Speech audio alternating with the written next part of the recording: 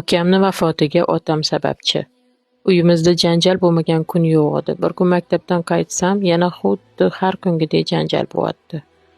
Otam hammamizni ko'chaga chiqarib, eshik yopib qo'ydilar. Biz 4 ta farzandmiz. Onamning ota-onasi vaqtli dunyodan o'tib ketishgani uchun bizani boradigan joyimiz ham yo'q edi. Tog'alarim bizani uyga kirgizishmasdi. O'shaning uchun onam bizani uyga kirgizing iltimos deb rosa yalinardilar eshik tegdi. Lekin otam endi bizani uyga kirgizmasligini, uylanmoqchiligini aytdilar. Bilmadim necha soat, lekin eshik tegdi, juda ko'p o'tirdik, baribir otam eshikni ochganlari yo'q. Shu bilan biz uyimizdan ketdik va shu yaqin atrofdagi vokzalga borib 3-4 kun yashab yurdik.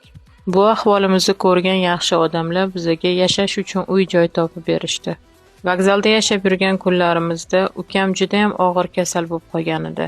Yaxshiyamki yaxshi insonlar bor ekan, shularning orqasidan ukamni ancha davolab oldik, lekin bu kasallik uzoq yillarga cho'zilishi mumkinligini bilmagandik. Shu bilan yangi hayot boshladik.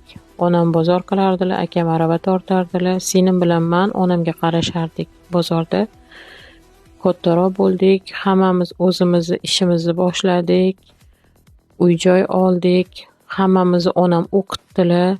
Buning orasida Alloh yana bir sinovlari bor ekan onam uchun. O'sha kichkinaligidagi kasalligi sabab ukam vafot etdi. Alloh bu sinovga ham bardosh bergan onam hammamizni uy-joyli qildilar. Hammamizni o'qitib, ilmli bilimli qildilar va meni to'yim kuni otam keldilar.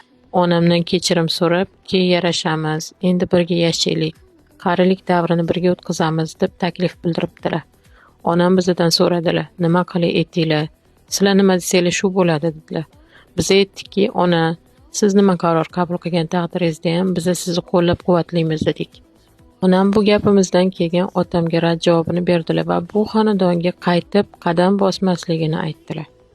Shu bilan biz otamni ko'rmadik. Eshitishimiz bo'yicha o'sha onamdan keyin uylangan ayoli otamni ko'chaga haydagan. Qarindosh urug'lari ham uyga kirgizmaganidan otam ko'cha-ko'yda yashab yurar ekan. Akamni bo'lsa ishlari yurishib ketgan hozir. Senim bilan menga mehribonlar. Ikkalamizga uy-joy, mashinalar olib berganlar. Onam har doim sayohatlarda yuradilar. deb yozibdilar bitta obunachim. Siz bu hikoyani oxirigacha eshitgan bo'lsangiz, qanaqa fikrdasiz? Kommentariyalarda o'zingiz fikringizni yozib qoldiring. Like bilan podpiskani bosib qo'ying.